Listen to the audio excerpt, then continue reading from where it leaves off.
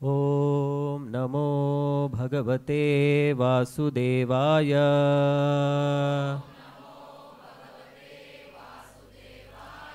ಶ್ರೀಮದ್ಭಾಗವತಂ ಮೊದಲನೇ ಸ್ಕಂದ ಅಧ್ಯಾಯ 15 ಶ್ಲೋಕ ನಂಬರ್ 41. ವಾಚಂ ಜುಹಾವ ಮನಸಿ ತತ್ಪ್ರಾಣ ಇತರೇ ಚ ತಂ ಮೃತ್ಯಾವಪಾನಂ ಸೋತ್ಸರ್ಗಂ ತಂ ಪಂಚತ್ವೇಹ ಜೋಹವೀತ್. ಅನುವಾದ ಮತ್ತು ಭಾವಾರ್ಥ ಶಿಲ ಪ್ರಭುಪಾದರಿಂದ. ಅನುವಾದ: ಆಮೇಲೆ ಅವನು ತನ್ನ ಇಂದ್ರಿಯಗಳನ್ನು ಮನಸ್ಸಿನಲ್ಲಿ, ಮನಸ್ಸನ್ನು ಪ್ರಾಣದಲ್ಲಿ, ಪ್ರಾಣವನ್ನು ಉಸಿರಾಟದಲ್ಲಿ ಲೀನಗೊಳಿಸಿ ತನ್ನ ಇಡೀ ಅಸ್ತಿತ್ವವನ್ನು ಪಂಚಭೂತ ನಿರ್ಮಿತ ಶರೀರಕ್ಕೆ ತಂದು ಶರೀರನ್ನು ಮೃತ್ಯುವಿಗೊಯ್ದನು.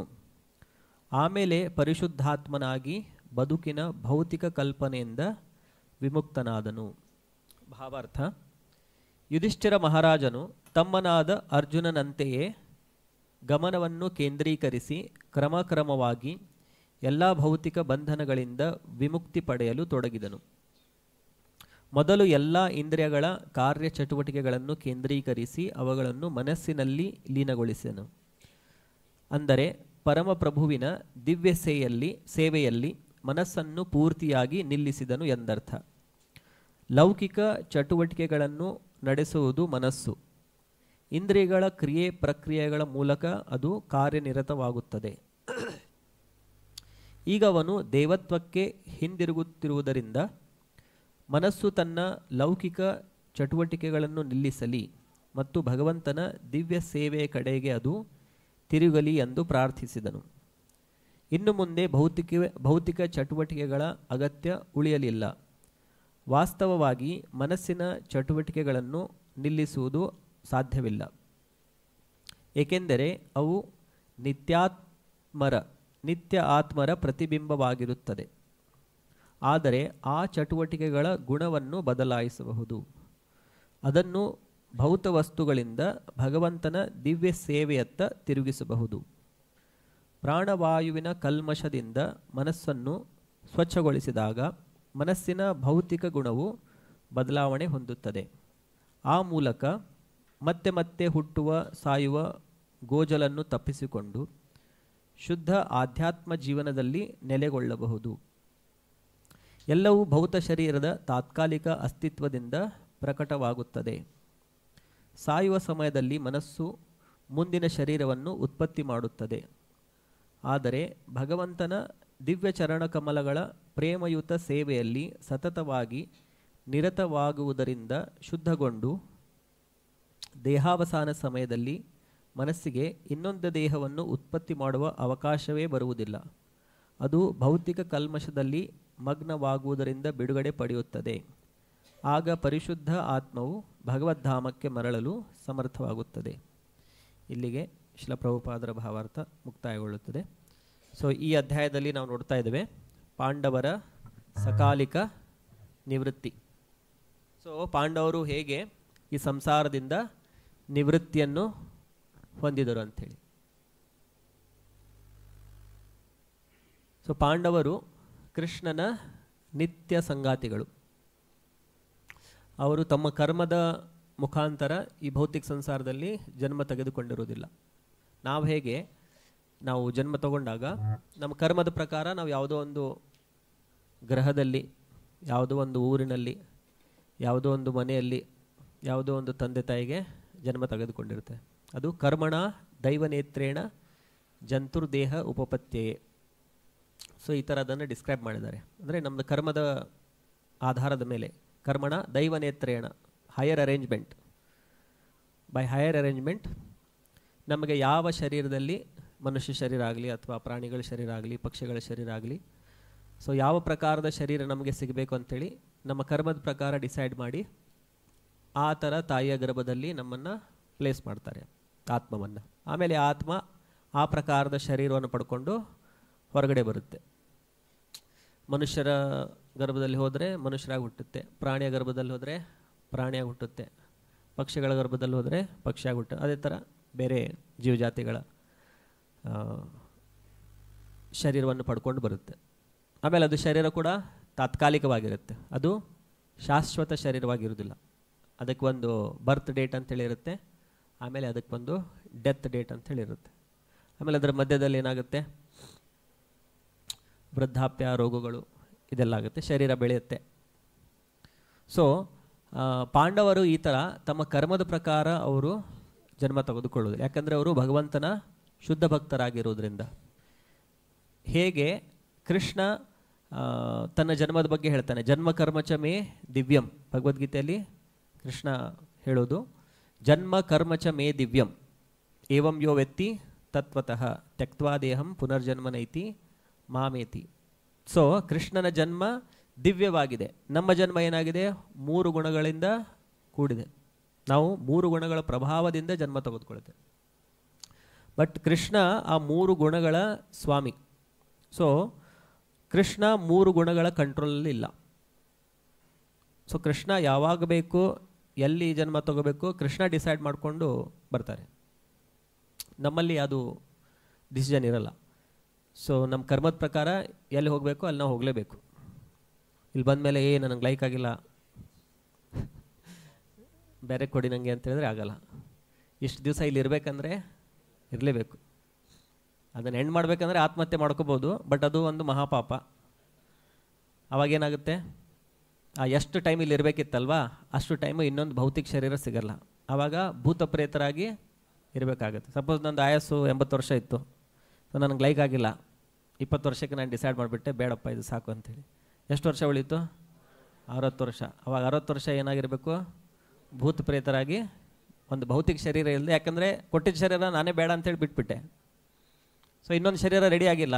ಇನ್ನೊಂದು ಶರೀರ ಯಾವಾಗ ರೆಡಿ ಆಗುತ್ತೆ, 80 ಇಯರ್ಸ್ ಆದಮೇಲೆ ರೆಡಿ ಆಗುತ್ತೆ. ಸೊ ಅಲ್ಲಿವರೆಗೂ ಇಲ್ಲ, ರೆಡಿ ಇಲ್ಲ, ಇನ್ನು ಮ್ಯಾನುಫ್ಯಾಕ್ಚರಿಂಗ್ ಸ್ಟಾರ್ಟ್ ಆಗಿಲ್ಲ. ಸೊ ಹಾಗೆ ಇರಬೇಕು, ಶರೀರದಲ್ಲಿ ಇಲ್ಲದೆ ಇರಬೇಕು, ಭೌತಿಕ ಶರೀರ ಇಲ್ಲದೆ ಇರಬೇಕು. ಮನಸ್ಸಿರುತ್ತೆ, ಅಹಂಕಾರ ಇರುತ್ತೆ, ಸೂಕ್ಷ್ಮ ಶರೀರ, ಮನಸ್ಸು, ಬುದ್ಧಿ, ಅಹಂಕಾರ ಇರುತ್ತೆ. ಸೊ ಆತ್ಮ ಕಲುಷಿತಿರೋದ್ರಿಂದ ಅದಕ್ಕೆ ಎಂಜಾಯ್ ಮಾಡಬೇಕು ಅಂಥೇಳಿ ಆಸೆ ಇರುತ್ತೆ. ಆದರೆ ಎಂಜಾಯ್ ಮಾಡಲಿಕ್ಕೆ ಏನು ಬೇಕು, ಶರೀರ ಬೇಕು, ಇಂದ್ರಿಯಗಳು ಬೇಕು. ಇಂದ್ರಿಯಗಳಿಲ್ಲ ಅಂದರೆ ಆತ್ಮಕ್ಕೆ ಇಂದ್ರಿಯ ಇದೆ, ಬಟ್ ಅದಕ್ಕೆ ಭೌತಿಕ ಸಂಸಾರದಲ್ಲಿ ಭೌತಿಕ ವಸ್ತುಗಳನ್ನು ಭೋಗ ಮಾಡಲಿಕ್ಕೆ ಭೌತಿಕ ಇಂದ್ರಿಯಗಳು ಬೇಕು. ಸೊ ಆ ಭೌತಿಕ ಇಂದ್ರಿಯಗಳಿಲ್ಲ. ಆವಾಗ ಅದೇನು ಮಾಡುತ್ತೆ, ಭೂತ ಪ್ರೇತಗಳು ಬೇರೆಯವ್ರ ಶರೀರನ ಆಕ್ಯುಪೈ ಮಾಡಲಿಕ್ಕೆ ಟ್ರೈ ಮಾಡುತ್ತೆ. ಬೇರೆಯವ್ರ ಶರೀರನ ಆಕ್ಯುಪೈ ಮಾಡಿ ಆ ಶರೀರದ ಮುಖಾಂತರ ತಾನು ಎಂಜಾಯ್ ಮಾಡೋದು. ಸೊ ಬದ್ಧ ಆತ್ಮರು ತಮ್ಮ ಕರ್ಮದ ಪ್ರಕಾರ ಜನ್ಮ ತಗೊಳ್ತಾರೆ. ಆದರೆ ಮುಕ್ತ ಆತ್ಮರು ಏನಿದ್ದಾರೆ ಅವರು ಭಗವಂತನ ಪ್ಲ್ಯಾನ್ ಪ್ರಕಾರ, ಭಗವಂತನ ಎಲ್ಲ ಲೀಲೆಗಳು ನಡೀತಾ ಇರುತ್ತೆ, ಭಗವಂತನ ಆದೇಶದ ಮೇರೆಗೆ ಅವರು ಬರ್ತಾರೆ. ಸೊ ಪಾಂಡವರು ಕೃಷ್ಣ ಎಲ್ಲೆಲ್ಲಿ ತಮ್ಮ ಲೀಲೆಗಳನ್ನು ಮಾಡ್ತಿರ್ತಾರೆ ಅಲ್ಲಲ್ಲಿ ಹೋಗ್ತಾರೆ. ಈಗ ಕೃಷ್ಣ ಇಲ್ಲಿಂದ ಹೋದರೆ ಕೃಷ್ಣ ಯಾಕಂದರೆ ಮತ್ತೆ ಬೇರೆ ಬ್ರಹ್ಮಾಂಡಕ್ಕೆ ಜನ್ಮ ತಗೊಂಡಿರ್ತಾರೆ. ಬ್ರಹ್ಮನ ಒಂದು ದಿವಸದಲ್ಲಿ ಕೃಷ್ಣ ಒಂದು ಸಲ ಬರೋದು. ಬ್ರಹ್ಮನ ಒಂದು ದಿವಸ ಎಷ್ಟು ಅಂತಂದರೆ 3 ಟ್ರಿಲಿಯನ್ 11 ಬಿಲಿಯನ್ ಏನೋ ಒಂದು ನಂಬರ್ ಇದೆ, ವೆರಿ ಬಿಗ್ ನಂಬರ್. ಯಾಕಂದರೆ ಭಗವದ್ಗೀತೆಯಲ್ಲಿ ಕೃಷ್ಣ ಹೇಳೋದು ಸಹಸ್ರಯುಗ ಪರ್ಯಂತಂ ಅರ್ಹದ್ ಯದ್ ಬ್ರಹ್ಮಣೋ ವಿದುಹು. ಬ್ರಹ್ಮನ ಒಂದು ದಿನ ಸಹಸ್ರ ಯುಗಗಳು, ಎಷ್ಟು ಸಹಸ್ರ ಯುಗಗಳು ಆದಾಗ ಒಂದು ದಿನ ಆಗುತ್ತೆ ಬ್ರಹ್ಮನಿಗೆ. ಸೊ ಬ್ರಹ್ಮನ ಒಂದು ದಿನ ಅಂತಂದರೆ 4 ಯುಗಗಳು ಸೇರಿಸಿ ಒಂದು ಮಹಾಯುಗ ಆಗುತ್ತೆ. ಸತ್ಯ, ತ್ರೇತ, ದ್ವಾಪರ, ಕಲಿ, ಇದು 4 ಸೇರಿದಾಗ ಅದನ್ನು ಒಂದು ಮಹಾಯುಗ ಅಂತ ಹೇಳ್ತಾರೆ. ಆ ಮಹಾಯುಗಕ್ಕೆ 43,20,000 ವರ್ಷ, 43,20,000 ವರ್ಷ, ಅದು ಒಂದು ಮಹಾಯುಗ. ಸೊ ಅಂಥದ್ದು 1,000 ಆಗಬೇಕು. 1,000 ಯುಗಗಳಾದರೆ ಸೊ ಅದ್ರ ಮುಂದೆ ಮತ್ತೆ 3 0 ಹಾಕಬೇಕು ನೀವು, 3 0. ಆವಾಗದು ಬ್ರಹ್ಮನ ಒಂದು ದಿನ. ಅದೇ ಥರ ಒಂದು ಬ್ರಹ್ಮನ ಒಂದು ರಾತ್ರಿ. ಸೊ ಇದು ದಿನ ಮತ್ತು ರಾತ್ರಿ ಸೇರಿದಾಗ ಅದು ಬ್ರಹ್ಮನ ಒಂದು ದಿವಸ ಆಗುತ್ತೆ. ಸೊ ಅಂತಹ ಬ್ರಹ್ಮನ ಒಂದು ದಿನದಲ್ಲಿ ಕೃಷ್ಣ ಆ ಬ್ರಹ್ಮಾಂಡಕ್ಕೆ ಅವತಾರ ತಗೊಳ್ತಾನೆ. ಅದು ಬಿಟ್ಟು ಕೃಷ್ಣಂದು ಬೇರೆ ಬೇರೆ ಅವತಾರಗಳು ಬರ್ತಾನೆ ಇರುತ್ತೆ. ಭಾಗವತಂದಲ್ಲಿ ಡಿಸ್ಕ್ರೈಬ್ ಮಾಡಿದೆ, ಹೇಗೆ ಸಮುದ್ರದ ದಂಡೆಯಲ್ಲಿ ನಾವು ಕುತ್ಕೊಂಡ್ರೆ ಅಲೆಗಳು ಬರ್ತಾ ಇರುತ್ತೆ. ಸೊ ಅಲೆಗಳು ಎಷ್ಟಿದೆ ಅಂತೇಳಿ ಕೌಂಟ್ ಮಾಡ್ಬೋದಾ? ಒಂದು ಅಲೆ ಹಿಂಗೆ ಬಂದು ಹಿಂಗೆ ಮುಗಿತನ್ನಷ್ಟರೊಳಗಡೆ ಏನಾಗಿರುತ್ತೆ, ಮತ್ತೊಂದು ಎಲೆ ಬರ್ತಾ ಇರುತ್ತೆ. ಅದು ಮುಗಿತನ್ನಷ್ಟರೊಳಗೆ ಮತ್ತೊಂದು ಅಲೆ ಬರ್ತಾಯಿದೆ. ಸೊ ಆ ಥರ ಕೃಷ್ಣನ ಅವತಾರಗಳು ಕೂಡ ಇಷ್ಟು ಸಮುದ್ರದಲ್ಲಿ ಎಷ್ಟು ಅಲೆಗಳು ಬರುತ್ತಲ್ವ ಅಷ್ಟು ಅವತಾರಗಳಿದೆ ಅಂಥೇಳಿ. ಆದರೆ ಸ್ವಯಂ ಭಗವಾನ್ ಕೃಷ್ಣ, ಯಾಕಂದರೆ ಕೃಷ್ಣ ಮೂಲ ರೂಪ, ಭಗವಂತನ ಮೂಲ ರೂಪ ಕೃಷ್ಣ. ಕೃಷ್ಣನಿಂದ ಬೇರೆ ಬೇರೆ ಎಕ್ಸ್ಪಾನ್ಷನ್ಸ್ ಆಗುತ್ತೆ, ವಿಸ್ತರಣೆಗಳಾಗಿ ಬೇರೆ ಬೇರೆ ರೂಪದಲ್ಲಿ ಕೃಷ್ಣ ಪ್ರೆಸೆಂಟ್ ಇರ್ತಾರೆ. ಸೊ ಕೃಷ್ಣ ಸ್ವಯಂ ಬರೋದು ಅಷ್ಟು ರೇರ್. ಎಷ್ಟೋ ಕೋಟಿಗಟ್ಟಲೆ ವರ್ಷಗಳಾದ ಮೇಲೆ ಕೃಷ್ಣ ಒಂದು ಸಲ ಈ ಬ್ರಹ್ಮಾಂಡದಲ್ಲಿ ಇರುವಂಥ ಆ ಜೀವಿಗಳಿಗೆ ಒಂದು ಅವಕಾಶ ಕೊಡಲಿಕ್ಕೆ, ತನ್ನ ಲೀಲೆಗಳನ್ನು ತೋರಿಸಿ ಅವರು ಕೂಡ ಅದರಿಂದ ಆಕರ್ಷಿತರಾಗಿ ನನ್ನ ಹತ್ರ ಬರಲಿಕ್ಕೆ, ಅವರಲ್ಲಿ ಒಂದು ಆಸೆಯನ್ನು ಹುಟ್ಟಿಸ್ಲಿಕ್ಕೆ ಕೃಷ್ಣ ಬ್ರಹ್ಮನ ಒಂದು ದಿವಸದಲ್ಲಿ ಒಂದು ಸಲ ಬರ್ತಾರೆ. ಸೊ ಯಾವಾಗ ಕೃಷ್ಣ ಬರ್ತಾರೆ, ಕೃಷ್ಣನ ಜೊತೆ ಪಾಂಡವರು ಕೂಡ ಬರ್ತಾರೆ. ಸೊ ಲೀಲೆಗಳು ಎಕ್ಸಾಕ್ಟ್ಲಿ ಸೇಮ್ ಹಾಗೆ ಆಗುತ್ತೆ ಅಂತ ಹೇಳಿಕ್ಕಿರಲ್ಲ. ಸೊ ಒಂದು ಸಲ ಒಂಥರ ಇರುತ್ತೆ, ಇನ್ನೊಂದು ಸಲ ಇನ್ನೊಂದು ಥರ ಇರುತ್ತೆ, ಇನ್ನೊಂದು ಸಲ ಇನ್ನೊಂದು ಥರ ಇರುತ್ತೆ. ಸೊ ಈಗ ಕೃಷ್ಣ 5000 ವರ್ಷದ ಹಿಂದೆ ಈ ಭೂಮಿ ಮೇಲೆ ಬಂದಿದ್ದು, ಮಥುರಾದಲ್ಲಿ ಜನ್ಮ ತಗೊಂಡು ವೃಂದಾವನದಲ್ಲಿ ಲೀಲೆಗಳನ್ನು ಮಾಡಿ, ವೃಂದಾವನದಿಂದ ಮತ್ತೆ ಮಥುರಾಗೆ ಹೋಗಿ, ಮಥುರಾದಿಂದ ದ್ವಾರಕಾಗೆ ಹೋಗಿ, ದ್ವಾರಕಾದಿಂದ ಹಸ್ತಿನಾಪುರದಲ್ಲಿ ಮಹಾಭಾರತ ಯುದ್ಧದ ಸಮಯದಲ್ಲಿದ್ದು ಬೇರೆ ಬೇರೆ ಕಡೆ ಎಲ್ಲ ಲೀಲೆಗಳನ್ನು ಮಾಡಿ ಅವರು ತಮ್ಮ ಲೀಲೆಯನ್ನು ಸಮಾಪ್ತ ಮಾಡಿ ವಾಪಸ್ ಹೋದರು. 125 ಇಯರ್ಸ್, 125 ವರ್ಷ ಇದ್ದರು. ಅಂದರೆ ನಮಗೆ ಇದು 5000 ವರ್ಷ ಅನಿಸಿದ್ರು ಕೂಡ ನಾವು ಇದು ಬ್ರಹ್ಮಂದು ಒಂದು ದಿವಸಕ್ಕೆ ಕಂಪೇರ್ ಮಾಡಿದ್ರೆ ಕೃಷ್ಣ ನಮಗೆ ಬಂದು ಹೋಗಿರೋದು ತುಂಬ ಹತ್ತಿರದಲ್ಲಿ, ತುಂಬ ಹತ್ತಿರದಲ್ಲಿ, ತುಂಬ ಹತ್ತಿರದಲ್ಲಿ ಕೃಷ್ಣ ಬಂದು ಹೋಗಿದ್ದಾರೆ. ಆಮೇಲೆ ಕೃಷ್ಣ ಅವತಾರ ತಗೊಂಡಿರೋ ನೆಕ್ಸ್ಟ್ ಯುಗದಲ್ಲಿ ಚೈತನ್ಯ ಮಹಾಪ್ರಭುದ ಅವತಾರ ಆಗುತ್ತೆ. ಕೃಷ್ಣನ ಅವತಾರ ಆಗಿದ್ದ ಮುಂದಿನ ಯುಗ, ಯಾಕಂದರೆ ಕೃಷ್ಣ ದ್ವಾಪರ ಯುಗದಲ್ಲಿ ಅವತಾರ ತಗೊಳ್ತಾರೆ. ಸೊ ಕೃಷ್ಣನ ಅವತಾರ ಆಗಿದ್ದು ನೆಕ್ಸ್ಟ್ ಕಲಿಯುಗದಲ್ಲಿ ಚೈತನ್ಯ ಮಹಾಪ್ರಭುಗಳು ಬರ್ತಾರೆ. ಸೊ ಚೈತನ್ಯ ಮಹಾಪ್ರಭು ಕೂಡ ಬ್ರಹ್ಮನ ಒಂದು ದಿವಸದಲ್ಲಿ ಒಂದೇ ಸಲ ಬರೋದು. ಸೊ ಆವಾಗ ಅವರು ಏನು ಮಾಡ್ತಾರೆ, ಕೃಷ್ಣ ಪ್ರೇಮವನ್ನು ಫ್ರೀಯಾಗಿ ಡಿಸ್ಟ್ರಿಬ್ಯೂಟ್ ಮಾಡ್ತಾರೆ. ಅದಕ್ಕೆ ಅವರನ್ನು ಮಹಾವದನ್ಯ ಅವತಾರ ಅಂತೇಳಿ ಹೇಳ್ತಾರೆ. ನಮೋ ಮಹಾವದಾನ್ಯಾಯ ಅಂದರೆ ತುಂಬ ಉದಾರರಾಗಿರುವಂತಹ ಅವತಾರ. ಆ್ಯಕ್ಚುಲಿ ನಮ್ಮಲ್ಲಿ ಯಾವುದೇ ಥರದ ಅರ್ಹತೆಗಳಿಲ್ಲ ಇದೆಲ್ಲ ವಿಷಯಗಳನ್ನು ನಾವು ತಿಳ್ಕೊಳ್ಳಿಕ್ಕೆ, ಕೃಷ್ಣನ ಬಗ್ಗೆ ಅರ್ಥ ಮಾಡ್ಕೊಳ್ಳಿಕ್ಕೆ. ಅದರಲ್ಲೂ ಯಾಕಂದರೆ ಇದು ವಿಷ್ಣು ಲೋಕಕ್ಕಿಂತ ಮೇಲಿಂದು, ಕೃಷ್ಣನ ಬಗ್ಗೆ ಜ್ಞಾನ ಇರೋದು ವಿಷ್ಣು ಲೋಕಕ್ಕಿಂತ ಮೇಲಿಂದು. ಅದರಲ್ಲೂ ಕೃಷ್ಣ ಅಂದರೆ ದ್ವಾರಕಾ ಕೃಷ್ಣ, ಮಥುರಾ ಕೃಷ್ಣ, ವೃಂದಾವನ ಕೃಷ್ಣ. ಸೊ ವೃಂದಾವನದ ಲೀಲೆಗಳೇನಿದೆ ಅದನ್ನು ತಿಳ್ಕೊಳ್ಳಿಕ್ಕೆ, ಅರ್ಥ ಮಾಡ್ಕೊಳ್ಳಿಕ್ಕೆ ಕಲಿಯುಗದ ಜೀವಿಗಳಿಗೆ ಹಾಗೆ ನೋಡಿದ್ರೆ ಯಾವುದೇ ಥರದ ಅರ್ಹತೆಗಳಿಲ್ಲ. ಆದರೂ ಕೃಪೆಯಿಂದ, ಚೈತನ್ಯ ಮಹಾಪ್ರಭುಗಳ ಕೃಪೆಯಿಂದ ನಾವೆಲ್ಲ ಇದನ್ನು ಅರ್ಥ ಮಾಡ್ಕೊಳ್ಳಿಕ್ಕೆ ಸಾಧ್ಯವಾಗಿದೆ. ಸೊ ಇಲ್ಲಿರೋದು ಪಾಂಡವರು ಹೇಗೆ ಸಕಾಲದಲ್ಲಿ ನಿವೃತ್ತರಾದರು ಅಂಥೇಳಿ ಅದನ್ನು ನೋಡಿಕೊಂಡು ನಾವು ಕೂಡ ಕಲೀಲಿಕ್ಕೆ. ಸೊ ಶಾಸ್ತ್ರಗಳಲ್ಲಿ ಹೇಳಿದೆ 2 ಮಾರ್ಗ ಇದೆ, ಒಂದು ಪ್ರವೃತ್ತಿ ಮಾರ್ಗ, ಮತ್ತೊಂದು ನಿವೃತ್ತಿ ಮಾರ್ಗ. ಸೊ ಪ್ರವೃತ್ತಿ ಮಾರ್ಗ ಅಂತಂತಂದರೆ ಇಂದ್ರಿಯ ತೃಪ್ತಿ ಮಾಡ್ತಾ ಮಾಡ್ತಾ ಮಾಡ್ತಾ ಮಾಡ್ತಾ ಮಾಡ್ತಾ ಒಳ್ಳೆಯ ಕೆಲಸಗಳನ್ನು ಮಾಡೋದು, ಪುಣ್ಯ ಕಾರ್ಯಗಳನ್ನು ಮಾಡೋದು, ಪುಣ್ಯ ಕಾರ್ಯಗಳನ್ನು ಮಾಡಿ ಅದರಿಂದ ನಮಗೆ ಪುಣ್ಯ ಅರ್ಜನೆ ಆಗುತ್ತೆ.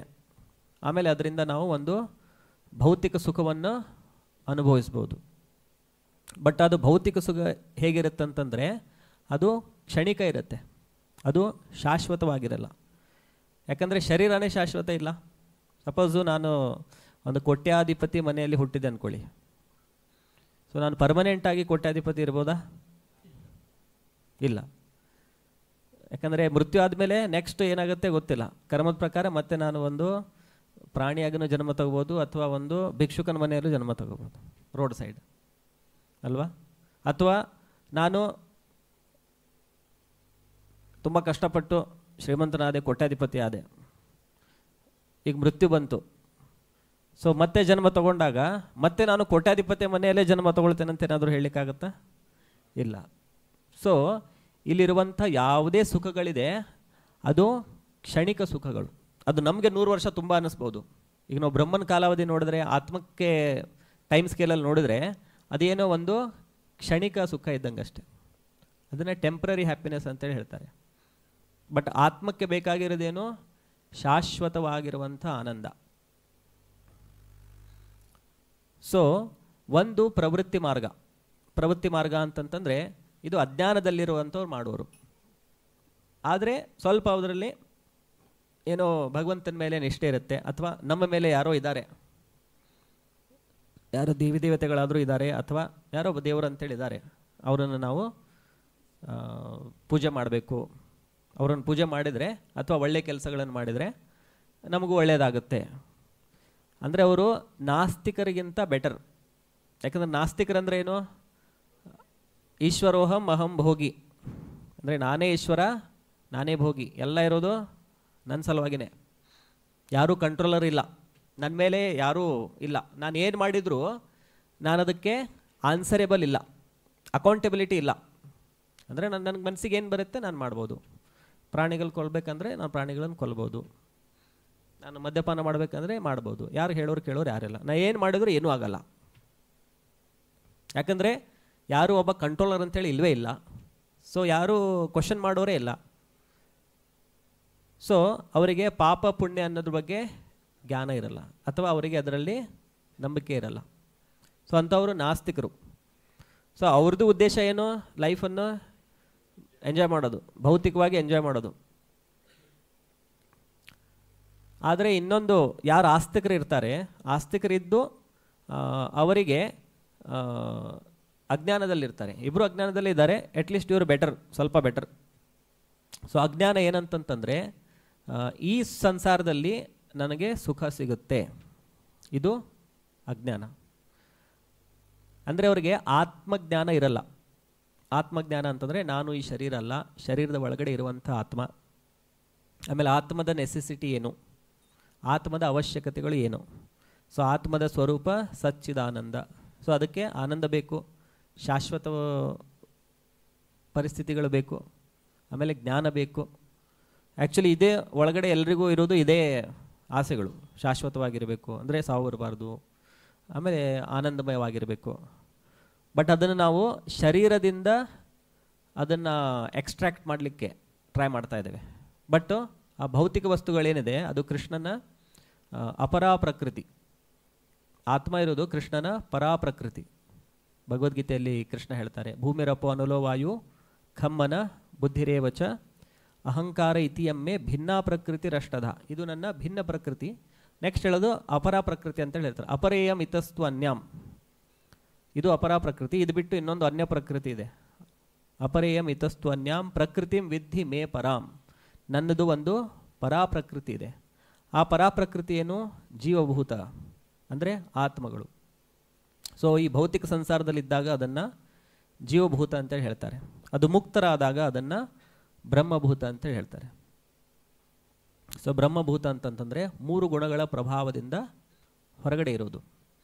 ಅದು ಕೇವಲ ಭಕ್ತಿಯಿಂದ ಮಾತ್ರ ಸಾಧ್ಯ. ಮಾಂಚಯೋ ಅವ್ಯಭಿಚಾರಿಣಿ ಭಕ್ತಿಯೋಗೇನ ಸೇವತೆ ಸಗುಣಾನ್ ಸಮತೀತ್ಯ ಏತಾನ್ ಬ್ರಹ್ಮಭೂಯಾಯ ಕಲ್ಪತೆ. ಸೊ ಆ ಬ್ರಹ್ಮಭೂತ ಸ್ಥಿತಿ ಅದು ಕೇವಲ ಭಗವಂತನ ಅವ್ಯಭಿಚಾರಿ ಭಕ್ತಿಯಲ್ಲಿ ತೊಡಗಿದಾಗ ಮಾತ್ರ ಪ್ರಾಪ್ತವಾಗುತ್ತೆ. ಸೊ ಅದು ನಿವೃತ್ತಿ ಮಾರ್ಗ. ನಿವೃತ್ತಿ ಮಾರ್ಗ ಅಂದ್ರೇನು? ನಾನು ನನ್ನ ಸ್ವಾರ್ಥದ ಬಗ್ಗೆ, ನನ್ನ ಇಂದ್ರಿಯ ತೃಪ್ತಿಯ ಬಗ್ಗೆ ನಾನು ಯೋಚನೆ ಮಾಡದೆ ನಾನು ಭಗವಂತನ ಸೇವೆಯಲ್ಲಿ ತೊಡಗುವುದು. ಆ್ಯಕ್ಚುಲಿ ಪರ್ಸ್ನಲ್ ಸೆನ್ಸ್ ಗ್ರಾಟಿಫಿಕೇಷನ್ ಇದೆ ಅಲ್ವಾ, ಅದು ಅಜ್ಞಾನ. ಆ್ಯಕ್ಚುಲಿ ಅಜ್ಞಾನ. ಅದು ನಮಗೆ ನಿಜವಾದ ಇಂದ್ರಿಯ ತೃಪ್ತಿ ಆಗೋದು ಯಾವಾಗ ಅಂತಂತಂದರೆ ನಾವು ಕೃಷ್ಣನ ಇಂದ್ರಿಯಗಳನ್ನು ಸೇವೆಯಲ್ಲಿ ತೊಡಗಿದಾಗ. ಆವಾಗ ನಮಗೆ ಆ್ಯಕ್ಚುಲ್ ಸ್ಯಾಟಿಸ್ಫ್ಯಾಕ್ಷನ್ ಸಿಗೋದು, ನಮಗೆ ಮನಸ್ಸಿಗೆ ತೃಪ್ತಿ ಆನಂದ ಸಿಗೋದು ಯಾವಾಗ? ನಾವು ಕೃಷ್ಣನ ಸೇವೆಯಲ್ಲಿ ತೊಡಗಿದಾಗ ಮಾತ್ರ. ಅದು ಬಿಟ್ಟು ನಾವು ಎಷ್ಟೇ ನಮ್ಮದೇ ಸೇವೆ ಮಾಡ್ಕೊಳ್ಳಿ, ಬೇರೆಯವ್ರ ಸೇವೆ ಮಾಡ್ಕೊಳ್ಳಿ, ಅಲ್ಟಿಮೇಟ್ಲಿ ಅದು ಎಂಡ್ಸ್ ಇನ್ ಫ್ರಸ್ಟ್ರೇಷನ್. ಅದು ಫ್ರಸ್ಟ್ರೇಷನಲ್ಲೇ ಎಂಡ್ ಆಗುತ್ತೆ. ಸೊ ಎಲ್ಲಿವರೆಗೆ ನಾವು ಕೃಷ್ಣನ ಸೇವೆಯಲ್ಲಿ ತೊಡಗೋದಿಲ್ವೋ ಅಲ್ಲಿವರೆಗೆ ನಮಗೆ ನಿಜವಾದ ಆನಂದದ ಅನುಭವ ಆಗೋದೇ ಇಲ್ಲ. ಸೊ ಇದು ನಿವೃತ್ತಿ ಮಾರ್ಗ ಅಂತಂತಂದರೆ ಅವರು ಜ್ಞಾನವನ್ನು ಪಡೆದುಕೊಂಡಿರ್ತಾರೆ. ಆತ್ಮಜ್ಞಾನವನ್ನು, ಭಗವಂತನ ಬಗ್ಗೆ ಜ್ಞಾನವನ್ನು ಪಡೆದುಕೊಂಡು ನಾನು ಈ ಶರೀರ ಅಲ್ಲ. ಸೊ ನಾವು ಒಂದು ಎಕ್ಸಾಂಪಲಿಂದ ತಿಳ್ಕೊಬೇಕಂದ್ರೆ, ಕಾರಿದೆ, ಆಮೇಲೆ ನಾನಿದ್ದೇನೆ. ಸೊ ಅಜ್ಞಾನದಲ್ಲಿದ್ದಾಗ ನಾನು ಏನು ತಿಳ್ಕೊಳ್ತೇನೆ, ಕಾರಿಗೆ ತುಂಬ ಅಟ್ಯಾಚ್ಮೆಂಟ್ ಇದ್ದರೆ ಕೇವಲ ನಾನು ಕಾರಿಂದ ಕಾಳಜಿ ಮಾಡ್ತಾ ಇರ್ತೇನೆ. ಅದಕ್ಕೆ ಡೈಲಿ ವಾಶ್ ಮಾಡೋದು, ಕ್ಲೀನ್ ಮಾಡೋದು, ಆಮೇಲೆ ಪೆಟ್ರೋಲ್ ಹಾಕೋದು, ಟೈರ್ ಚೇಂಜ್ ಮಾಡೋದು, ಒಳಗಡೆ ಎಲ್ಲ ಒಳ್ಳೆ ಕುಷನ್ ಹಾಕಿಡೋದು, ಎಲ್ಲ ಓನ್ಲಿ ಕಾರಿನ ಬಗ್ಗೆ ನಾನು ಅದನ್ನೇ ಅಜ್ಞಾನದಲ್ಲಿದ್ದಾಗ ಇದೇ ನನ್ನ ಸುಖ ಅಂತೇಳಿ ತಿಳ್ಕೊಂಡಿರ್ತೇನೆ. ಆಮೇಲೆ ಸ್ವಂತಕ್ಕೆ ಏನು ಮಾಡ್ತಾ ಇಲ್ಲ, ಊಟ ಮಾಡುವಂಗಿಲ್ಲ, ಸ್ನಾನ ಮಾಡುವಂಗಿಲ್ಲ, ಏನು ಕಾಳಜಿನೇ ಮಾಡುವಂಗಿಲ್ಲ ತನ್ನ ಬಗ್ಗೆ. ಅವಾಗ ಏನಾಗುತ್ತೆ, ಎಷ್ಟೇ ಕಾರಿಂದು ಮೇಂಟೆನೆನ್ಸ್ ಮಾಡಿದರೂ ಆ ಮನುಷ್ಯನಿಗೆ ಸುಖ ಇರೋದಿಲ್ಲ. ಯಾಕಂದರೆ ಅವನು ಏನೂ ತಿಂತಾನೆ ಇಲ್ಲ, ಅವನಿಗೆ ಶಕ್ತಿನೇ ಬರಲ್ಲ. ಸೊ ಅದೇ ಥರ ಆತ್ಮ ಕೂಡ ಆ ಶರೀರವನ್ನೇ ನಾನು ಅಂತೇಳಿ ತಿಳ್ಕೊಂಡು ಕೇವಲ ಶರೀರಕ್ಕೆ ಏನೇನು ಬೇಕೋ ಅದನ್ನು ಅಷ್ಟೇ ಸಪ್ಲೈ ಮಾಡ್ತಾ ಇದ್ದರೆ ಆ ಆತ್ಮಕ್ಕೆ ಸುಖ ಅಂಥೇಳಿ ಇರೋದಿಲ್ಲ. ಏನೇ ಮಾಡಿದ್ರು ಅದಕ್ಕೆ ಒಂದು ಸ್ಯಾಟಿಸ್ಫ್ಯಾಕ್ಷನ್ ಅಂಥೇಳಿ ಇರುವುದಿಲ್ಲ. ಸೊ ಜ್ಞಾನವಂತ ವ್ಯಕ್ತಿ ಹೇಗಿರ್ತಾನೆ? ಯಾಕಂದರೆ ಕಾರು ಇಂಪಾರ್ಟೆಂಟ್ ಅಲ್ವಾ? ಯಾಕಂದರೆ ಕಾರ್ ಇರೋದ್ರಿಂದ ನಂದು ಎಷ್ಟೋ ಕೆಲಸಗಳಾಗ್ತಾ ಇದೆ.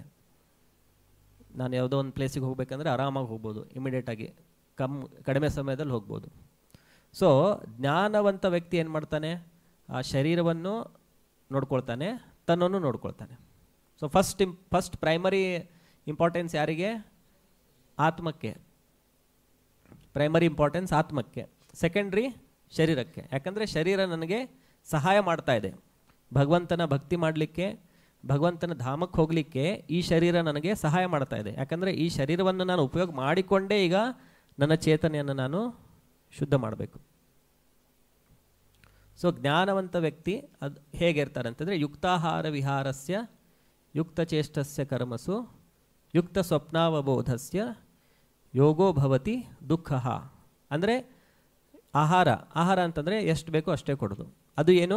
ಪ್ರಸಾದದ ರೂಪದಲ್ಲಿ ಕೊಡುವುದು. ವಿಹಾರ ಅಂತಂದರೆ ಒಂದು ರಿಕ್ರಿಯೇಷನ್. ಸೊ ನಮ್ಮ ವಿಹಾರ ಏನು?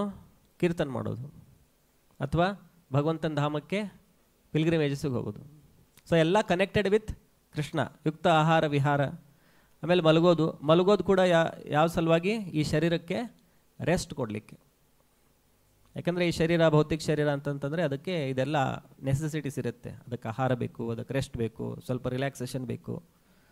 ಸೊ ಅದೆಲ್ಲವನ್ನು ನಾವೇನು ಮಾಡ್ತೇವೆ? ಕೃಷ್ಣಮಯ ಮಾಡಿಬಿಡ್ತೇವೆ. ಆವಾಗ ನಾವು ಯೋಗಿಗಳಂಥೇಳಿ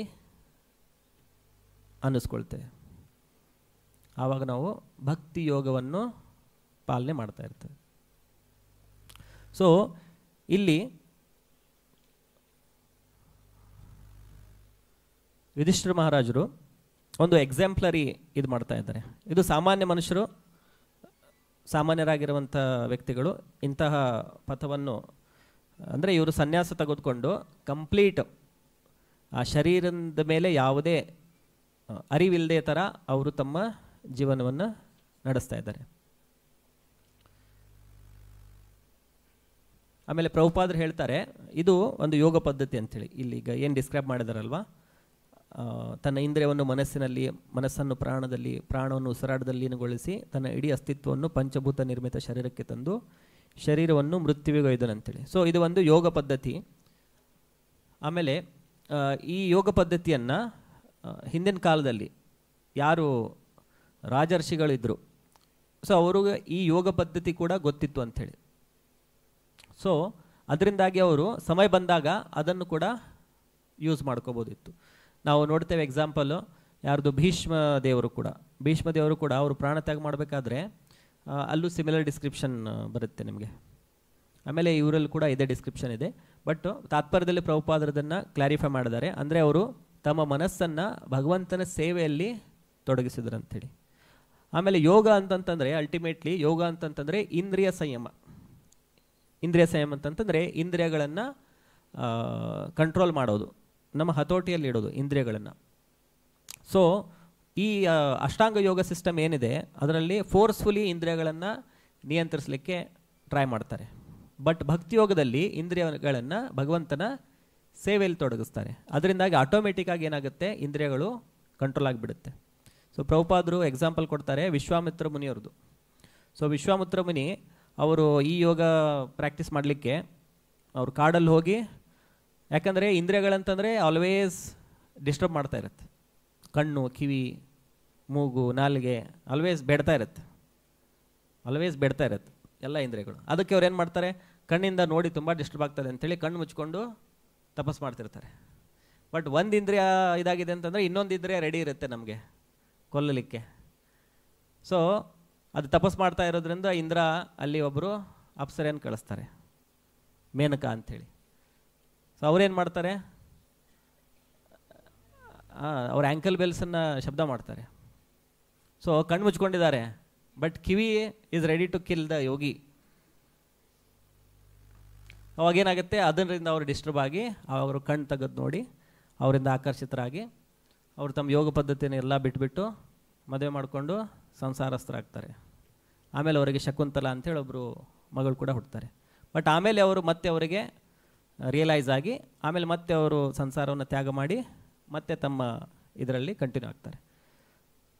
ಇದು ಅಂದರೆ ashtanga yoga it is not very perfect. ಅದರಲ್ಲಿ ಸಕ್ಸಸ್ ಸಿಗೋದು ತುಂಬ ಕಷ್ಟ. ಎಲ್ಲೋ ಅಲ್ಲಿ ಇಲ್ಲಿ ಕೇಸಸ್ ಇರುತ್ತೆ ಅಷ್ಟಾಂಗ ಯೋಗದಿಂದ ಸಿದ್ಧಿಯನ್ನು ಪಡೆದ್ರಂಥೇಳಿ. ಇದು ಶೌಬರಿ ಮುನಿದು ಎಕ್ಸಾಂಪಲ್ ಇದೆ. ಶೌಬರಿ ಮುನಿ ಕೂಡ ಅವರು ಕೂಡ ನೀರಿನಲ್ಲಿ ಹೋಗಿರ್ತಾರೆ. ಇವರು ಕಾಡಿಗೆ ಹೋಗಿದ್ರು, ಕಾಡಿಗೆ ಕಣ್ಣು ಮುಚ್ಚಿಟ್ಕೊಂಡಿದ್ರು. ಅವ್ರು ನೀರಲ್ಲಿ ಹೋಗಿ ಮೆಡಿಟೇಟ್ ಮಾಡ್ತಿರ್ತಾರೆ ಶೌಬರಿ ಮುನಿ. ಸೊ ಅಲ್ಲಿ ಅವರು ಕಣ್ಣು ಮುಚ್ಕೊಂಡು ಧ್ಯಾನ ಮಾಡ್ತಿರ್ತಾರೆ. ಅವರು ಮನಸ್ಸಿಂದ ಮತ್ತೆ ವಿಚಲಿತರಾಗ್ತಾರೆ. ಅಲ್ಲಿ ಮೀನುಗಳು ಸೇರ್ತಾ ಇರೋದನ್ನು ಅವರಿಗೆ ಸೆನ್ಸ್ ಆಗಿ ಅದರಿಂದ ಅವರಲ್ಲೂ ಕೂಡ ಕಾಮದ ಇದಾಗುತ್ತೆ. ಆವಾಗ ಅವರು ಕೂಡ ಇಲ್ಲ, ನಾನು ಸಂಸಾರಸ್ಥನಾಗಬೇಕಂತೇಳಿ ಅವ್ರು ನೀರಿನಿಂದ ಹೊರಗೆ ಬಂದು ಒಬ್ಬ ರಾಜರ ಹತ್ರ ಹೋಗಿ ಅವ್ರ ಮಗಳನ್ನು, ಅವರು 7 or 8 ಡಾಟರ್ಸ್ ಇರ್ತಾರೆ, ಅವರಿಗೆಲ್ಲರಿಗೆ ನಾನು ಮದುವೆ ಮಾಡ್ಕೊಳ್ತೇನೆ ಅಂತೇಳಿ ಬೇಡ್ಕೊಳ್ತಾರೆ. ಆಮೇಲೆ ಇವರು ದೊಡ್ಡ ಯೋಗಿ ಇರ್ತಾರೆ. ಆಮೇಲೆ ಅವರು ಎಷ್ಟು ದಿವಸ ನೀರಿನಲ್ಲಿ ಇರೋದ್ರಿಂದ ಎಲ್ಲ ಬೈ ಮೇಲೆಲ್ಲ ಪಾಚಿಗಿಚಿ ಎಲ್ಲ ಬೆಳ್ಕೊಂಡು ಬಿಟ್ಟಿರುತ್ತೆ, ತುಂಬ ಕುರೂಪರಾಗಿರ್ತಾರೆ ಅವರು. ಆವಾಗ ಆ ರಾಜ ಡೈರೆಕ್ಟಾಗಿ ಇಲ್ಲ ಅಂತ ಹೇಳೋದು ಹೇಗೆ ಹೇಳ್ಬೋದು ಅಂತೇಳಿ ಏನು ಹೇಳ್ತಾರೆ, ನನಗೇನು ಅಬ್ಜೆಕ್ಷನ್ ಇಲ್ಲ, ನನ್ನ ಮಕ್ಕಳೇನಿದಾರಲ್ಲ ಅವ್ರು ನಿಮ್ಮ ಮದುವೆ ಆಗ್ಲಿಕ್ಕೆ ರೆಡಿ ಆದರೆ ನಂದೇನೋ ಅಬ್ಜೆಕ್ಷನ್ ಇಲ್ಲ ಅಂತೇಳಿ. ಸೊ ಆ ಯೋಗಿಗೆ ಅರ್ಥ ಆಗುತ್ತೆ, ಓ ನನ್ನ ಶರೀರ ಕುರೂಪ ಇರೋದ್ರಿಂದ ಈ ಥರ ಅವನು ಹೇಳ್ತಾ ಇದೆ ಅಂತೇಳಿ. ಸೊ ಆ ಯೋಗಿಗಳಿಗೆ ಕೆಲವೊಂದು ಸಿದ್ಧಿಗಳು ಕೂಡ ಭೌತಿಕ ಸಿದ್ಧಿಗಳು ಬಂದಿರುತ್ತೆ. ಸೊ ಅದರಿಂದ ಅವಾಗ ಏನಾಗ್ತಾರೋ ಅವರು ಇಮಿಡಿಯೇಟಾಗಿ ಒಂದು ಸುಂದರವಾದ ಯುವಕನ ಥರ ಟ್ರಾನ್ಸ್ಫರ್ ಮಾಡ್ಕೊಂಡು ಬಿಡ್ತಾರೆ.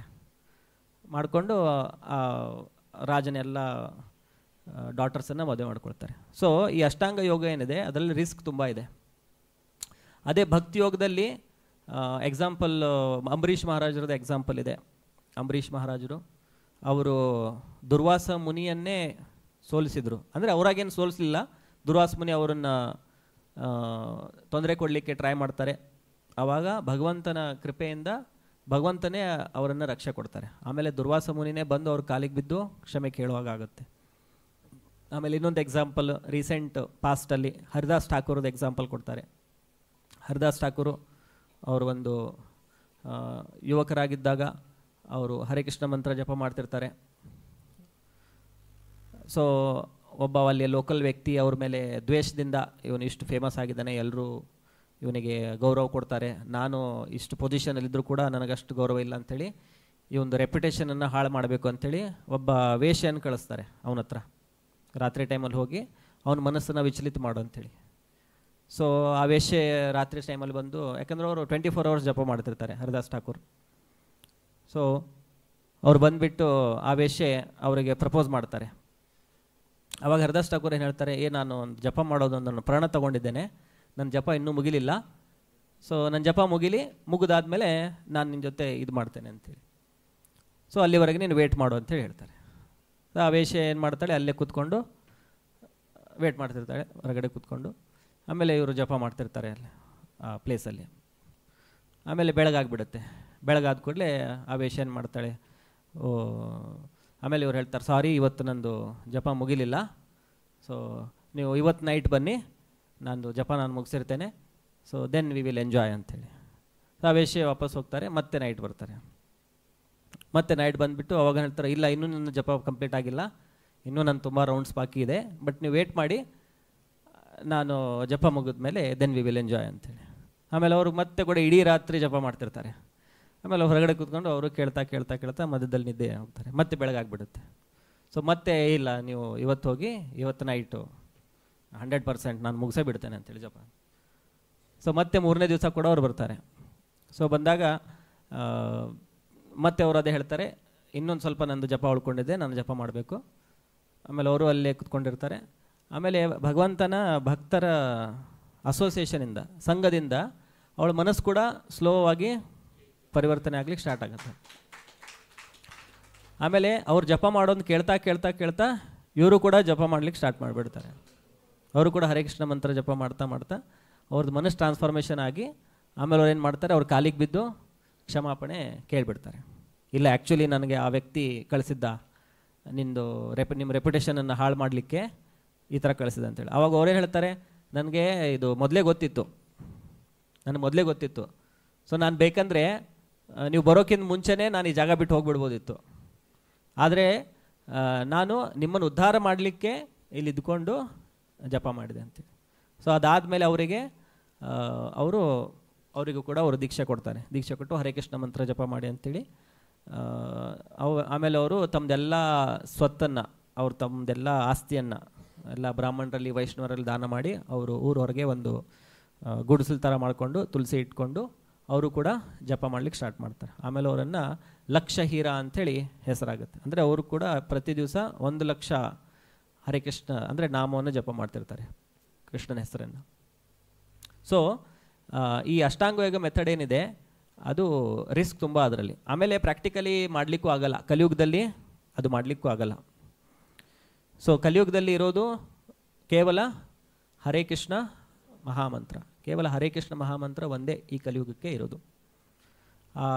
ಹರೇ ಕೃಷ್ಣ ಮಹಾಮಂತ್ರದಿಂದ ನಾವು ಕೃತೇಯ ಧ್ಯಾಯತೋ ವಿಷ್ಣು, ಕೃತಯುಗದಲ್ಲಿ ಧ್ಯಾನ ಮಾಡೋ ಮುಖಾಂತರ, ವಿಷ್ಣುವಿನ ಮೇಲೆ ಧ್ಯಾನ ಮಾಡೋ ಮುಖಾಂತರ ಏನು ನಮಗೆ ರಿಸಲ್ಟ್ ಸಿಗ್ತಿತ್ತು, ಕೃತೇಯ ಧ್ಯಾಯತೋ ವಿಷ್ಣು, ತ್ರೇತಾಯುಗದಲ್ಲಿ ಯಜ್ಞ ಮಾಡೋ ಮುಖಾಂತರ, ದ್ವಾಪರ ಯುಗದಲ್ಲಿ ಅರ್ಚನೆ ಮಾಡೋ ಮುಖಾಂತರ, ಅದೇ ರಿಸಲ್ಟ್ ನಮಗೆ ಕಲಿಯುಗದಲ್ಲಿ ಹರೇ ಕೃಷ್ಣ ಮಂತ್ರ ಜಪ ಮಾಡೋದು ಮುಖಾಂತರ ಸಿಗುತ್ತೆ. ಆ್ಯಕ್ಚುಲಿ ಅದಕ್ಕಿಂತನೂ ಹೆಚ್ಚು ಸಿಗುತ್ತೆ. ಯಾಕಂದರೆ ನಮಗೆ ಡೈರೆಕ್ಟ್ಲಿ ಎಲ್ಲಿಗೆ ಪ್ರಮೋಷನ್ನು, ಗೋಲೋಕ. ಬೇರೆ ಇದರಲ್ಲೆಲ್ಲ ಕೃಷ್ಣನ ಬಗ್ಗೆ ಅಷ್ಟು ಇನ್ಫಾರ್ಮೇಷನ್ ಇಲ್ಲ. ಇದು ಕೇವಲ ಚೈತನ್ಯ ಮಹಾಪ್ರಭುಗಳ ಕೃಪೆಯಿಂದ ನಮಗೆ ರಾಧಾಕೃಷ್ಣರ ಬಗ್ಗೆ ಗೊತ್ತಾಗಿರೋದು. ಅದರ್ವೈಸು ಇದು ತುಂಬ ಗುಹ್ಯವಾಗಿರುವಂಥದ್ದು, ತುಂಬ ಗುಹ್ಯವಾಗಿರುವಂಥದ್ದು. ಮ್ಯಾಕ್ಸಿಮಮ್ ವೈಕುಂಠದವರೆಗೆ ಡಿಸ್ಕ್ರಿಪ್ಷನ್ಸ್ ಇದೆ ಬೇರೆ ಶಾಸ್ತ್ರಗಳಲ್ಲೆಲ್ಲ. ಇವನ್ ಭಾಗವತಮದಲ್ಲೂ ಕೂಡ ಅದನ್ನು ತುಂಬ ಗೂಢವಾಗಿ ಹೇಳಿದ್ದಾರೆ.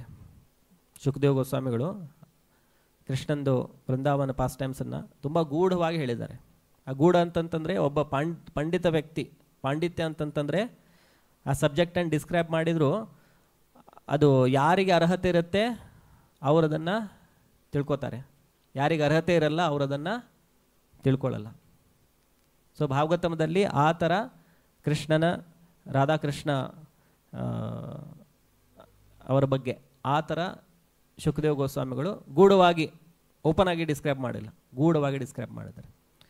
ಸೊ ಇದು ಕೇವಲ ಚೈತನ್ಯ ಮಹಾಪ್ರಭುಗಳ ಕೃಪೆಯಿಂದ ಮಾತ್ರ ನಮಗೆ ಇದನ್ನೆಲ್ಲ ನಾವು ತಿಳ್ಕೊಂಡು ನಾವು ಕೂಡ ಗೋಲೋಕ ವೃಂದಾವನಕ್ಕೆ ಹೋಗಲಿಕ್ಕೆ ಸಾಧ್ಯ ಇದೆ. ಸೊ ನಾವು ಈ ಥರ ಯುಧಿಷ್ಠಿರ ಮಹಾರಾಜ್ ಥರ ಎಲ್ಲವನ್ನು ಬಿಟ್ಟು ತ್ಯಾಗ ಮಾಡಿ ಸನ್ಯಾಸ ತಗೊಂಡು ಆಮೇಲೆ ನಾವು ಭಗವಂತನ ಹತ್ರ ಹೋಗುವಂಥ ಅವಶ್ಯಕತೆ ಇಲ್ಲ. ಚೈತನ್ಯ ಮಹಾಪ್ರಭುಗಳು ಹೇಳೋ ಶಿಕ್ಷೆ ಏನು, ಸ್ಥಾನೇ ಸ್ಥಿತ ಶ್ರುತಿಗತಾಂ ತನುವಾನ್ ಮನೋಭಿರ್. ಅಂದರೆ ನಾವು ಯಾವ ಸ್ಥಾನದಲ್ಲಿದ್ದೇವೆ ಅದೇ ಸ್ಥಾನದಲ್ಲಿ ಇದ್ಕೊಂಡು ಕೇವಲ ನಾವೇನು ಮಾಡಬೇಕು, ಕೃಷ್ಣನ ಬಗ್ಗೆ ಕೇಳಬೇಕು. ಸೊ ಜಪ ಮಾಡೋದಂದ್ರೂ ಹರೇ ಕೃಷ್ಣ ಮಂತ್ರ ಹೇಳೋದು ಮತ್ತು ಅದನ್ನು ಕೇಳೋದು. ಸೊ ಬಟ್ ಸ್ವಲ್ಪ ವಿನಮ್ರರಾಗಬೇಕು. ವಿನಮ್ರರಾಗಿ ಇದು ಮೆಂಟಲ್ ಸ್ಪೆಕ್ಯುಲೇಷನ್ನ ಬಿಡಬೇಕು. ಮನಸ್ಸಿನ ಊಹಾಪೋಹ ಮಾಡಿ ಏನೋ ಕಲ್ಪನೆ ಮಾಡ್ಕೊಂಡು ಭಗವಂತ ಯಾರು, ನಾನು ಯಾರು ಅನ್ನೋದನ್ನು ಬಿಟ್ಟು, ಶಾಸ್ತ್ರದಲ್ಲಿ ಆಲ್ರೆಡಿ ಎಲ್ಲ ಕೊಟ್ಬಿಟ್ಟಿದ್ದಾರೆ, ಮತ್ತೆ ರಿಸರ್ಚ್ ಮಾಡೋ ಅವಶ್ಯಕತೆ ಏನಿದೆ? ಎಲ್ಲ ನಾಲೆಜ್, ಗುರು ಸಾಧು ಶಾಸ್ತ್ರಗಳಿಂದ ಎಲ್ಲ ನಾಲೆಜ್, ಎಲ್ಲ ಇನ್ಫಾರ್ಮೇಷನ್ ಆಲ್ರೆಡಿ ಅವೈಲೇಬಲ್ ಇದೆ. ಸೊ ನಾವು ಮತ್ತೆ ಫರ್ದರ್ ರಿಸರ್ಚ್ ಮಾಡುವಂಥ ಅವಶ್ಯಕತೆ ಇಲ್ಲ. ಏನಿದೆ ಅದನ್ನು ಜಸ್ಟ್ ನಾವು ತೊಗೊಂಡು ಅಕ್ಸೆಪ್ಟ್ ಮಾಡಿ ಅದನ್ನು ಪಾಲನೆ ಮಾಡ್ತಾ ಹೋದರೆ ಆಯಿತು. ಸೊ ಇಂಪಾರ್ಟೆಂಟ್ ನಾವು ಮಾಡಬೇಕಾಗಿರೋದೇನು, ಪ್ರತಿ ದಿವಸ ಹರೇ ಕೃಷ್ಣ ಮಹಾಮಂತ್ರವನ್ನು ಜಪ ಮಾಡಬೇಕು. ಏನಾದರೂ ಪ್ರಶ್ನೆಗಳಿದ್ದರೆ? ಹರೇ ಕೃಷ್ಣ.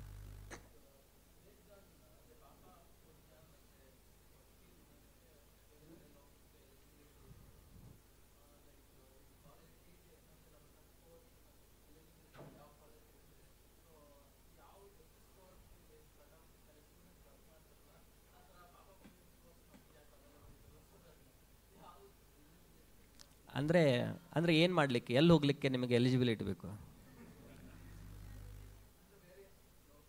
ಬೇರೆ ಲೋಕಕ್ಕೆ ಹೋಗಲಿಕ್ಕೆ. ಅದನ್ನು ಭಗವದ್ಗೀತೆಯಲ್ಲಿ ಕೃಷ್ಣ ಜನರಲ್ ಆಗಿ ಹೇಳಿದ್ದಾರೆ, ಊರ್ಧ್ವಂ ಗಚ್ಚಂತಿ ಸತ್ವಸ್ಥ.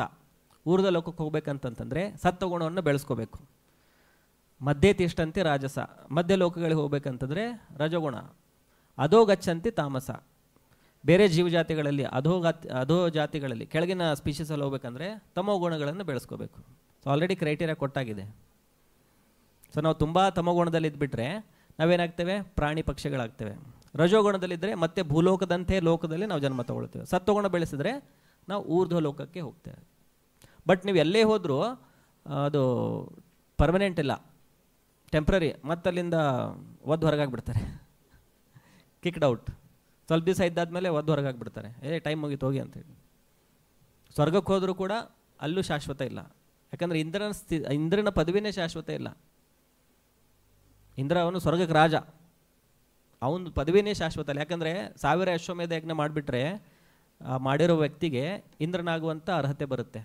ಅದಕ್ಕೆ ಯಾರಾದರೂ ತಪಸ್ ಮಾಡ್ತಾ ಕೂತ್ಕೊಂಡ್ರೆ, ಯಾರಾದರೂ ಯಜ್ಞ ಮಾಡ್ತಾ ಇದ್ರೆ ಇಂದ್ರನಿಗೆ ಫುಲ್ ಟೆನ್ಷನ್ ಆಗಿಬಿಡುತ್ತೆ. ಆವಾಗ ಅವನು ಡಿಸ್ಟರ್ಬ್ ಮಾಡ್ಲಿಕ್ಕೆ ಕಳಿಸ್ತಿರ್ತಾನೆ. ಸೊ ಇವನು ಅಲ್ಲಿ ಹೋದರೂ ಕೂಡ, ಅದು ಬಿಟ್ಟು ಮುಕ್ತರಾಗಿ ಬ್ರಹ್ಮಜ್ಯೋತಿಯಲ್ಲಿ ಹೋದರೂ ಅಲ್ಲೂ ಕೂಡ ಶಾಶ್ವತವಾದ ಸ್ಥಾನ ಇಲ್ಲ.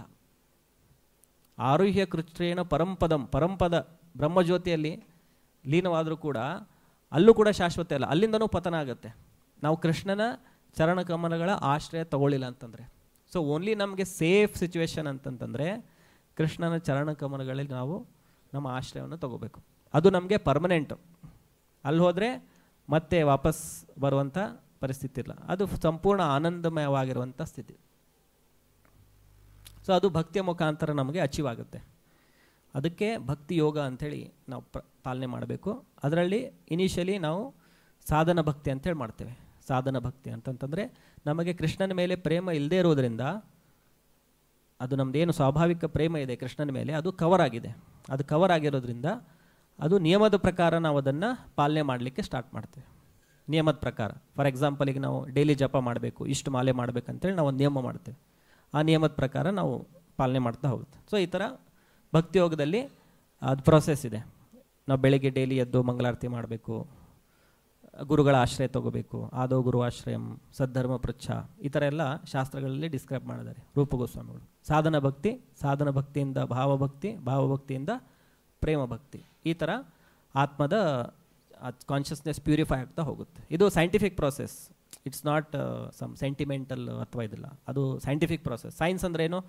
ನೀವು ಇಲ್ಲಿ ಮಾಡಿದರೂ ವರ್ಕ್ ಆಗುತ್ತೆ, ಅಮೆರಿಕಾದಲ್ಲಿ ಮಾಡಿದರೂ ವರ್ಕ್ ಆಗುತ್ತೆ, ಇವತ್ತು ಮಾಡಿದರೂ ವರ್ಕ್ ಆಗುತ್ತೆ, 10 ವರ್ಷ ಬಿಟ್ಟು ಮಾಡಿದ್ರು ವರ್ಕ್ ಆಗುತ್ತೆ, ಅಥವಾ 10 ವರ್ಷದ ಹಿಂದೆ ಮಾಡಿದ್ರು ಅವ್ರಿಗೂ ವರ್ಕ್ ಆಗ್ತಿತ್ತು. ನಾನು ಮಾಡಿದ್ರು ವರ್ಕ್ ಆಗುತ್ತೆ, ನೀವು ಮಾಡಿದ್ರು ವರ್ಕ್ ಆಗುತ್ತೆ. ಅಂದರೆ ಇದು ಯೂನಿವರ್ಸಲ್, ಅಂದರೆ ಸೈನ್ಸ್. ಇಟ್ ಈಸ್ ನಾಟ್ ಸೆಕ್ಟೇರಿಯನ್, ಭಾರತದವ್ರಿಗೆ ಅಷ್ಟೇ ಅಂತ ಹೇಳಿಲ್ಲ. ಯಾಕಂದ್ರೆ ಪ್ರಭುಪಾದರು ಇಡೀ ವಿಶ್ವದಲ್ಲಿ ಭಕ್ತರನ್ನು ಮಾಡಿದರು. ಸೊ ಹೇಗೆ ಸಾಧ್ಯವಾಯ್ತದು? ಯಾಕಂದರೆ ಆತ್ಮ ಅದು ಈ ಶರೀರದಿಂದ ಸೀಮಿತವಾಗಿಲ್ಲ. ಈ ಶರೀರ ಅದು ಅದಕ್ಕೊಂದು ಕವರಿಂಗ್ ಅಷ್ಟೇ. ಆಮೇಲೆ ಎವ್ರಿಥಿಂಗ್ ಬಿಲಾಂಗ್ಸ್ ಟು ಕೃಷ್ಣ, ಎಲ್ಲ ಭಗವಂತನಿಗೆ ಸೇರಿದ್ದು, ನಾವು ಕೂಡ ಭಗವಂತನಿಗೆ ಸೇರಿದ್ದು. ಸೊ ನಾವು ಈ ತಾತ್ಕಾಲಿಕ ಸುಖದ ಹಿಂದೆ ಬಿದ್ದುಬಿಟ್ರೆ ನಾವು ಈ ಮನುಷ್ಯ ಜೀವನ ಒಂದು ಅಪಾರ್ಚುನಿಟಿಯನ್ನು ಕಳ್ಕೊಂಡು ಬಿಡ್ತೇವೆ.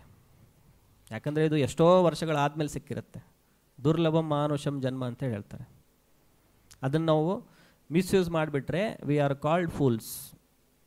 ಮಿಸ್ಯೂಸ್ ಮಾಡಿದರೆ ಅದಕ್ಕೆ ಸರಿಯಾದ ಉಪಯೋಗ ಅಂತಂತಂದರೆ ಅದನ್ನು ಕೃಷ್ಣನ ಸೇವೆಯಲ್ಲಿ ತೊಡಗಿಸೋದು. ಆವಾಗ ನಮಗೆ ಸಾಕ್ಷಾತ್ಕಾರ ಆಗುತ್ತೆ, ಆತ್ಮ ಸಾಕ್ಷಾತ್ಕಾರ, ಭಗವಂತನ ಸಾಕ್ಷಾತ್ಕಾರ ಎಲ್ಲ ಆಗುತ್ತೆ.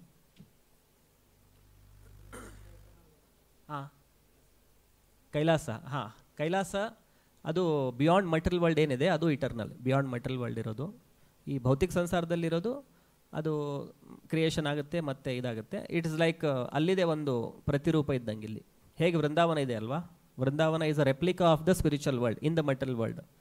ಸೊ ಅದೇ ಥರ ಭೂಲೋಕ ಮತ್ತು ವೈಕುಂಠ ಲೋಕದ ಮಧ್ಯೆ it's via media, intermediate stage, ಅದು ಕೈಲಾಸ ಅಂತೇಳಿದೆ. So that is also eternal.